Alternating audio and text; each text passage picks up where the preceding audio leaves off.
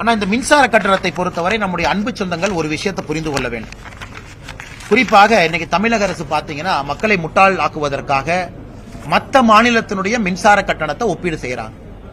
அவங்களே செய்தி குறிப்பும் கொடுக்கறாங்க. இங்க பாருங்க, இதான் தமிழ்நாட்டினுடைய மின்சார கட்டணம், மற்ற மாநிலத்தினுடைய மின்சார கட்டணத்தை பாருங்க அப்படின்னு செய்தி குறிப்பு கொடுக்கறாங்க. உதாரணத்திற்கு திமுக தன்னுடைய தேர்தல் அறிக்கையில 221 என்ன சொல்லியிருந்தாங்க அப்படின்னா, மாதத்திற்கு ஒரு முறை மின் கட்டணம் செலுத்தினா போதும் அப்படின்னு. இன்னைக்கு மாதத்துக்கு ஒரு முறை மின் கட்டணம் செலுத்தாதனால வரக்கூடிய பிரச்சனை, பக்கத்து மாநிலத்தில் மாதத்துக்கு ஒரு முறை செலுத்துறாங்க. இன்னைக்கு மின் கட்டணம் மாதத்துக்கு ஒரு முறை செலுத்தாதனால வரக்கூடிய பிரச்சனை பாருங்க. உதாரணத்திற்கு கோயம்புத்தூர்ல நான் 200 யூனிட் பயன்படுத்துறேன், மாதத்திற்கு ஒரு முறை மின் கட்டணம் செலுத்துறேன் அப்படின்னா 450 ரூபாய்.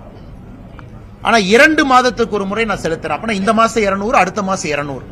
அப்ப 2 மாதத்துக்கு ஒரு முறை நான் 400 யூனிட் மின் கட்டணம் செலுத்தும் பொழுது அது 1440 ரூபாய். இப்ப மாதத்துக்கு ஒரு முறை